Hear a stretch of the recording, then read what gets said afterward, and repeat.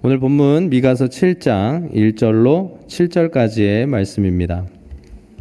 미가서 7장 1절에서부터 7절까지입니다. 우리 같이 한 목소리로 읽어보도록 하겠습니다. 1절부터 읽겠습니다. 재앙이로다 나여 나는 여름 과일을 딴 후와 포도를 거둔 후 같아서 먹을 포도송이가 없으며 내 마음에 사모하는 처음 익은 무화과가 없도다. 경건한 자가 세상에서 끊어졌고 정직한 자가 사람들 가운데 없도다. 무리가 다 피를 흘리려고 매복하며 각기 그물로 형제를 잡으려 하고 두 손으로 악을 부지런히 행하는도다. 그 지도자와 재판관은 뇌물을 구하며 권세자는 자기 마음의 욕심을 말하며 그들이 서로 결합하니 그들의 가장 선한 자라도 가시 같고 가장 정직한 자라도 찔레 울타리보다 더하도다. 그들의 파수꾼들의 날 곧 그들 가운데에 형벌의 날이 임하였으니 이제는 그들이 요란하리로다. 너희는 이웃을 믿지 말며 친구를 의지하지 말며 내 품에 누운 여인에게라도 내 입의 문을 지킬지어다. 아들이 아버지를 멸시하며 딸이 어머니를 대적하며 며느리가 시어머니를 대적하리니 사람의 원수가 곧 자기 집안 사람이리로다. 오직 나는 여호와를 우러러보며 나를 구원하시는 하나님을 바라보나니 나의 하나님이 나에게 귀를 기울이시로다. 아멘. 오늘 이 시간 함께 읽은 본문의 말씀 가지고 구원하시는 하나님을 바라봅시다 라는 제목으로 함께 말씀을 나누고자 합니다. 오늘 우리가 함께 읽었던 이 본문은요, 한 선지자의 탄식으로 여러분 시작하는 것을 보게 됩니다. 선지자는 오늘 본문 속에서 경건한 자를 찾을 수 없고 또 정직한 자를 만나기가 힘들며 가장 가까운 관계마저 무너진 그 현실 앞에서 선지자는 탄식을 하고 있습니다. 어떻게 탄식을 하는가 봤더니 재앙이로다 나여 라고 탄식하는 것을 보게 됩니다. 여러분, 그런데 놀라운 것은 저도 오늘 이 본문을 보다가 그 암울한 현실 속에서 이 선지자가 그 현실의 암울함 속에서 끝나는 것이 아니라 갑자기 분위기를 바꿔서 희망의 메시지로, 소망의 메시지로 바뀌는 것을 보게 되었습니다. 뜻밖의 고백을 선지자가 쏟아놓는 것을 보게 되는 것이죠. 그것은 바로 무엇이냐면 그러나 나는 여호와를 바라봅니다 라는 고백으로 오늘 본문이 마치는 것을 보게 됩니다. 재앙이로다 라고 시작했다가 그러나 나는 여호와를 바라봅니다 라는 고백으로 선지자가 마무리를 하고 있다는 것입니다. 여러분, 우리는 지금 한 해를 마무리하는 시점에 와 있습니다. 여러분, 이 시점에 우리는 어떠한 마음을 가지고 있고 또 우리는 무엇을 바라보고 있는가 한번 생각해 보고자 합니다. 마무리라는 것은 뭔가 한 해를 돌아봤을 때 감사한 일도 있고 또 불평도 있고 또 내가 얻은 것은 무엇이며 잃은 것은 무엇인가, 또 새로운 시간들을 놓고 어떤 준비를 해야 되는가, 다양한 마음들이 우리 가운데 있는 것들을 보게 됩니다. 그런데 기쁨으로 시작해야 되는데 가끔은 절망과 또 답답함, 또 어려움 가운데 시작할 때가 많이 있다는 거죠. 우리의 현실과 우리의 삶에서 어려움과 힘겨움을 뺀다면 여러분, 그건 또한 인생이 아닐 것입니다. 그러나 신앙이라는 것은 그 어려운 현실 앞에서도 그러나 나는 하나님을 바라본다는 그 믿음의 고백이 바로 신앙이라는 것을 오늘 선지자는 우리에게 보여주고 있는 것입니다. 오늘 본문을 통해서 우리는 신앙인인 성도인 우리가 무엇을 바라봐야 하는지, 그리고 진정한 신앙이라는 것은 무엇인지를 우리가 확인하고 이 한 해를 마무리하는 이 시점에 우리의 삶에 적용하고 새로운 26년을 하나님께서 우리에게 허락하시고자 하는 그런 새로운 시간을 여러분 향해서 나아가는 우리가 되기를 소망합니다. 오늘 본문을 보시면 재앙이로다라는 말로 여러분 시작합니다. 재앙이로다라는 이 말은 어떤 의미냐면 한마디로 말하면 슬프다, 안타깝다, 여러분 그런 뜻입니다. 이제는 진짜 기대할 것이 없구나라는 뜻으로 여러분 이해하시면 될 것 같습니다. 그렇다면 미가는 왜 이렇게 슬퍼하고 여러분 안타까워할까요? 그것은 자신의 주변에 일어나고 있는 그 일들, 자신의 주변의 상황들을 보았을 때 이전과는 전혀 달라지지 않았고 일체 변화가 없었기 때문에 그 현실 앞에서 미가는 지금 탄식하며 슬퍼하고 있다는 것입니다. 그렇다면 미가가 살았던 당시의 상황은 여러분 어떤 상황이었을까요? 그 하나님의 백성이라고 하는 이스라엘 백성들은 우상을 숭배하고 하나님의 가르침을 따르지 않았습니다.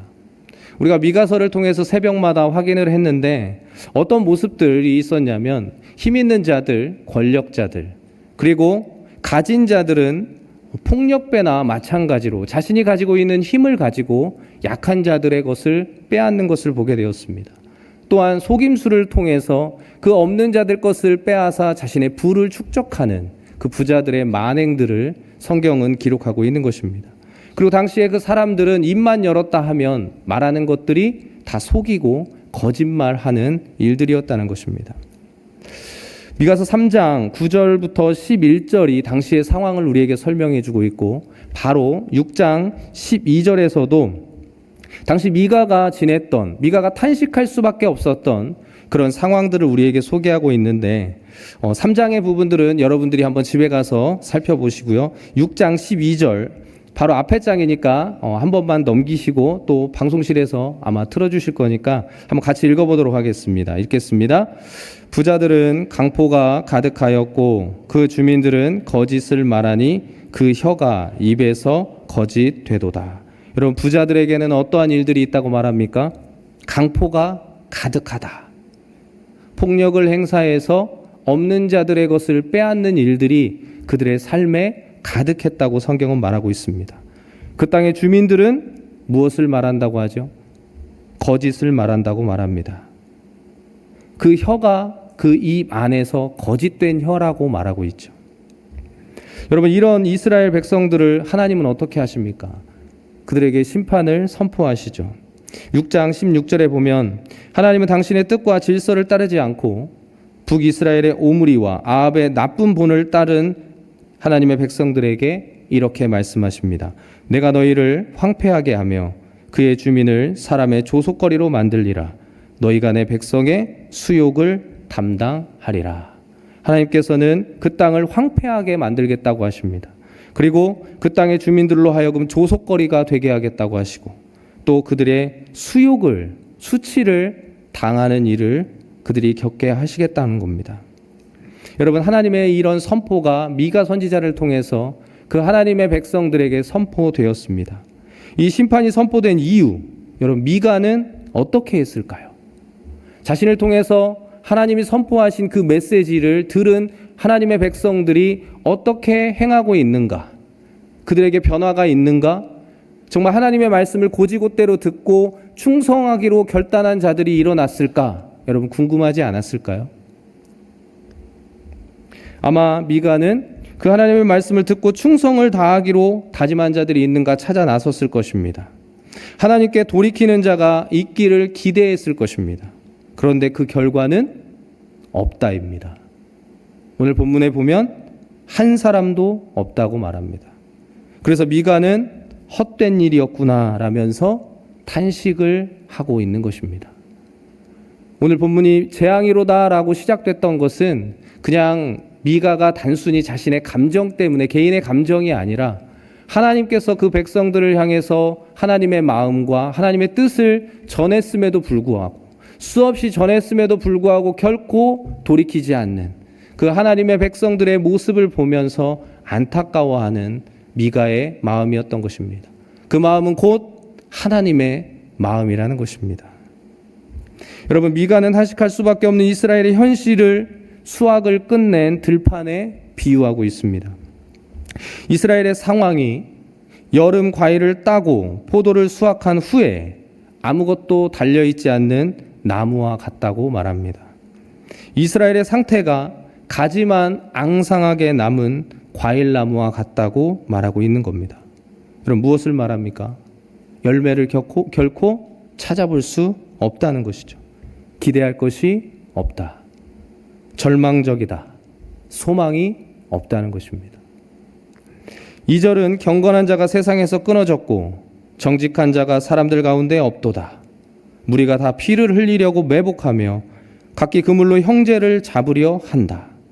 정말 하나님께서 원하시는 경건한 자, 정직한 자는 결코 찾아볼래야 찾아볼 수 없고 오히려 있어서는 안 되는 피 흘리기를 좋아하는 자들, 그리고 형제를 그물로 잡아서 가로채서 형제를 해하려고 하는 그런 자들만 그 땅에 가득하다는 것입니다. 여기서 본문이 말하는 경건한 자는 여러분 하시드로 하나님의 인자를 경험하고 그 사랑을 이웃에게 흘려보내는 삶을 살아가는 사람을 말합니다. 그런 자가 예루살렘에는 없다는 거죠. 정직한 자는 어떤 사람입니까? 올바른 길을 가며 정의를 따라 사는 사람이 그 땅에 없다는 것입니다.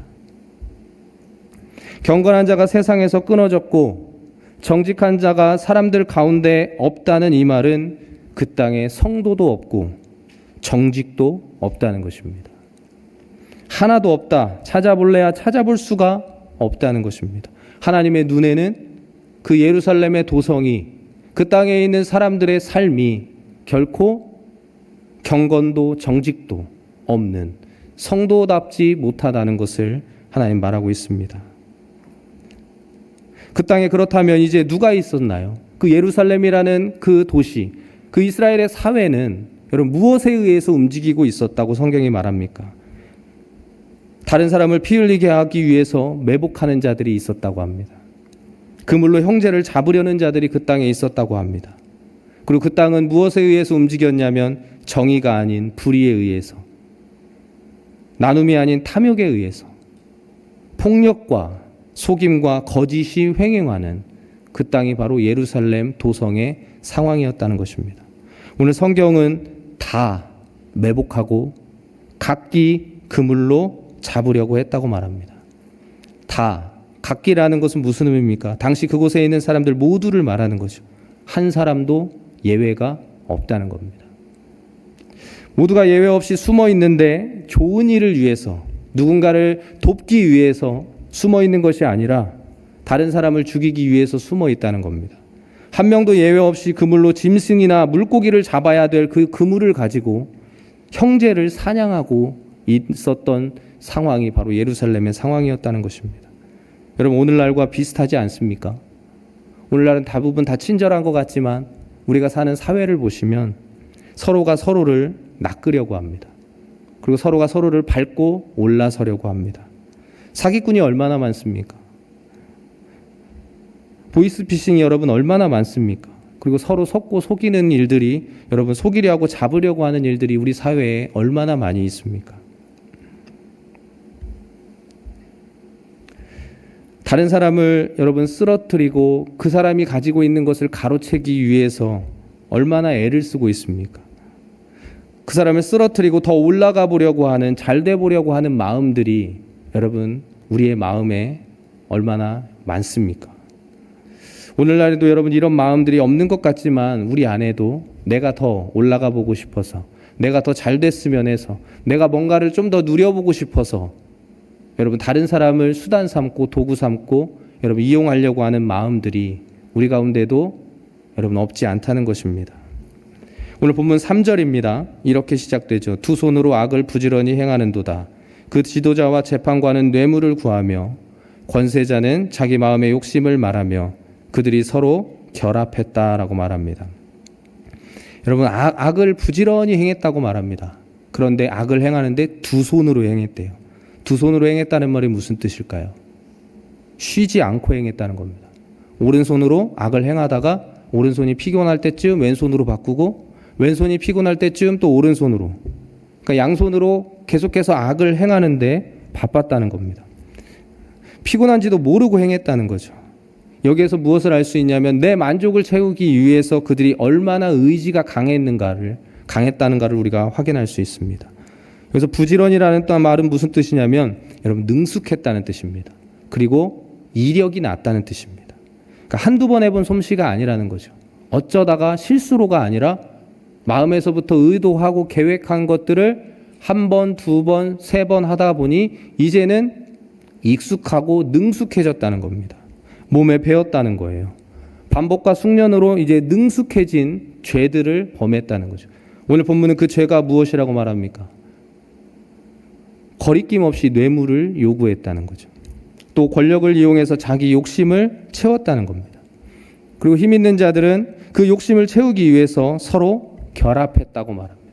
결합했다는 것은 서로 짜 맞춰서 남의 것을 뺏기 위해서 결탁하고 공모했다는 것을 말하고 있습니다. 여러분, 오늘날과 비슷하지 않습니까? 있는 사람들은 있는 사람들끼리 서로의 유익을 지켜주려고 하고, 없는 사람들은 없는 것도 서러운데 계속해서 이용당하고 빼앗기고 외면당하는, 여러분, 그런 상황, 그런 현실이 바로 예루살렘의 상황이었고 오늘 우리가 살아가는 우리의 사회의 모습이기도 하다는 것입니다. 4절에서는 이제 가장 선하다는 사람들도 가시 같고 가장 정직하다는 사람들도 찔레 울타리보다 더하다고 말합니다. 아주 심한 말이죠. 쓸만한 사람이 없다는 겁니다.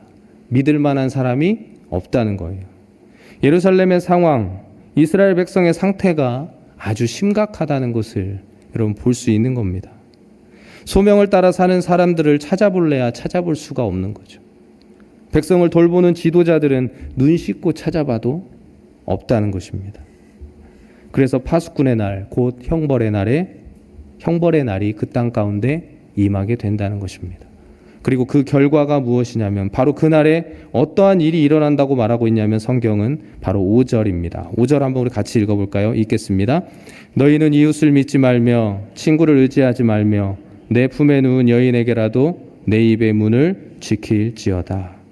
여러분, 참 비참한 일 아닙니까? 이웃을 믿지 말랍니다. 그리고 친구도 의지하지 말랍니다.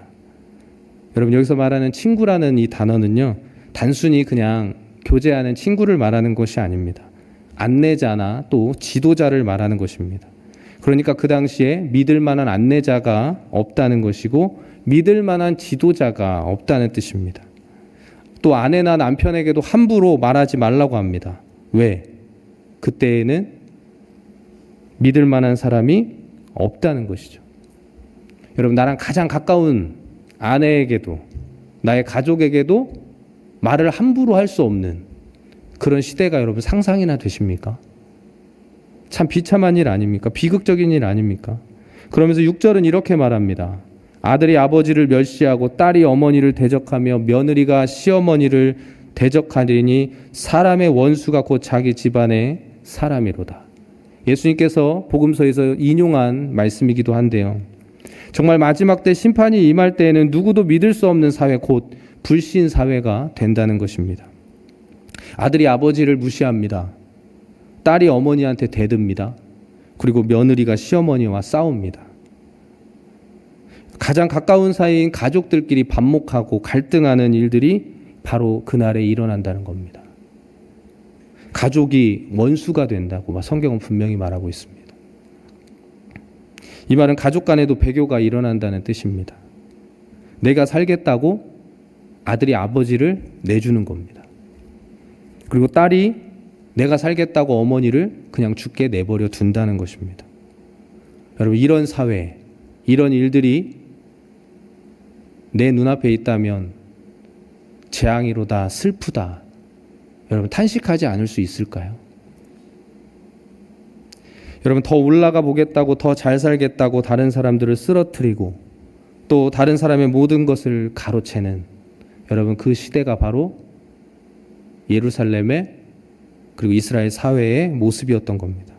힘 있는 자들은 뇌물을 거리낌 없이 요구하고 자기 욕심을 채우겠다고 있는 사람들끼리 결탁하고 공모하는 그 사회가 바로 이스라엘의 사회였다는 것입니다. 이웃도 친구도 심지어 아내까지도 믿을 수 없는 여러분 불신 사회라는 것입니다. 가장 가까운 가족까지도 내어주고 죽게 내버려두는 그런 배교의 사회가 바로 이스라엘의 사회였다는 것입니다. 여러분, 어떻게 하다 이스라엘은 이렇게까지 될 수 있었을까요? 그것은 바로 하나님을 떠나서 자기 뜻대로 살았기 때문에 그렇습니다.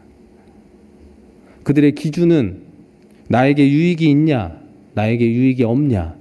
여러분, 그것이 기준이었기 때문에 이런 일들이 일어났다는 것입니다. 나에게 이익이 있고 내 만족과 내 명예가 걸려 있다면 다른 사람의 생명과 재산은 결코 중요하지 않게 여겼기 때문에 이런 일들이 여러분 그 땅에서 일어났던 것입니다. 사람을 섬김과 존중의 대상이 아니라 내 목적을 이루는 데 쓰이는 도구, 수단으로 생각했기 때문에, 여겼기 때문에 여러분 사회가 그렇게 될 수밖에 없었던 것입니다. 여러분 오늘날 우리가 살아가는 사회 여러분 어떻습니까? 오늘날 교회의 모습은 어떻습니까? 오늘날 우리 사회는 내 이익, 욕심, 내가 살아남기 위해서는 매복하고 어떠한 뜻을 감춰두기도 하고 또 누군가를 잡고 또 뜻이 맞는 사람들과 결합하고 있지는 않습니까? 여러분 그렇다면 그 사회는 올바른 사회의 모습이 결코 아닙니다. 하나님이 결코 원하시는 여러분 그 사회의 모습이 아니라는 것입니다. 여러분 성경은 분명히 말합니다. 열매 없는 시대, 경건한 자와 정직한 자가 없는 시대, 두 손으로 악을 부지런히 행하는 시대, 그리고 뇌물과 자기 욕심을 위해 결탁하고 공모하는 시대, 누구도 믿을 수 없는 시대, 가족끼리도 배교하는 이 시대. 그때 성도는 어떤 역할을 해야 되고 어떻게 살아야 하고 어디를 바라보며 여러분 나아가야 하느냐 하는 것입니다. 먼저는 믿는 우리들이, 하나님의 택함받은 우리들이 먼저 여러분 돌이켜야 할 줄로 믿습니다. 하나님의 말씀을 따라 여러분 살아가려고 애를 써야 된다는 것입니다. 삶에서, 교회 안에서, 예배의 현장에서만이 아니라 하나님이 보내신 삶의 현장에서 하나님의 공의와 정의를 행하려고 여러분 애를 써야 한다는 것입니다. 하나님이 나를 사랑하신 것처럼 이웃을 사랑해야 한다는 것입니다. 하나님이 나를 돌보신 것처럼 이웃을 돌보려고 여러분 애를 써야 한다는 것입니다. 무엇보다도 이웃에게 사랑과 자비를 베풀고 그들을 존중하고 배려하는 여러분 그런 삶을 살아가야 하는 것입니다. 그것이 바로 주님이 원하시는 삶인 것입니다. 여러분 이스라엘 백성들을 내가 하나님 앞에 무엇으로 나아갈까? 1년 된 순양으로 나아갈까? 수천의 양으로 나아갈까? 수만 리터의 기름으로 나아갈까? 내 맏아들로 나아갈까? 고민했지만 하나님은 그것이 중요한 것이 아니라 내가 원하는 것은 공의를 행하고 인자를 사랑하며 겸손히 하나님과 함께 걸어가는 것을 하나님은 원한다고 말씀하십니다. 그것은 바로 삶의 현장에서 삶에서 우리가 어떤 삶을 살아가느냐, 하나님은 그것이 중요하다고 말씀하고 있는 것입니다. 부디 주님이 원하시는 것으로 하나님 앞에 나아가시는 우리 성도와 여러분 교회가 되시기를 주님의 이름으로 간절히 소원합니다. 여러분 내용이 좀 무거웠죠? 여러분 그래도 성경에 기록되어 있는 내용이기에 여러분 들어야 하는 것입니다. 제 말이 아니고 성경에 하나님이 기록해 놓으신 말씀이기에 무겁더라도 때로는 아프더라도 여러분 들어야 하는 것입니다. 우리는 하나님 말씀을 편식해서는 결코 안 됩니다. 힘겹기 때문에 위로의 말씀을 듣고 싶으시겠지만 여러분 하나님은 우리에게 위로의 말씀만을 주시기 위해서 성경을 기록해 놓으신 것이 아니고 우리에게 구원을 주시기 위해 여러분 성경을 허락하셨다는 것입니다. 이런 말씀도 하나님 우리에게 주신 목적은 우리의 구원을 위해서 주신 거기 때문에 우리는 받을 수 있어야 된 줄로 믿습니다. 여러분 이렇게 무겁고 이렇게 절망적인 현실 앞에서 탄식하던 여러분 미가는 그 자리에 머물지 않고 그 다음 자리로 나아가는 것을 보게 됩니다. 이런 절망의 현실 속에 미가는 믿음의 눈을 가지고 이제 고백하기 시작합니다. 오늘 본문 7절인데 우리 같이 한번 읽어보도록 하겠습니다. 시작. 오직 나는 여호와를 우러러보며 나의 구원의 하나님을 바라보나니 나의 하나님이 나에게 귀를 기울이시리로다. 오직 나는, 현실은 이렇지만 이렇게 무겁고 절망적이고 모든 것이 끝난 것 같고 기대할 것이 하나도 없는 현실이지만 오직 나는 여호와를 우러러보며 구원하시는 하나님을 바라본다고 여러분 고백하고 있는 것입니다.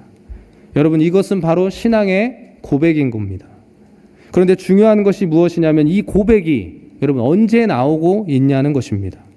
오늘 미가의 고백은 평안할 때, 즐거울 때, 생활에 만족이 넘칠 때, 부유할 때 나오고 있지 않다는 것입니다.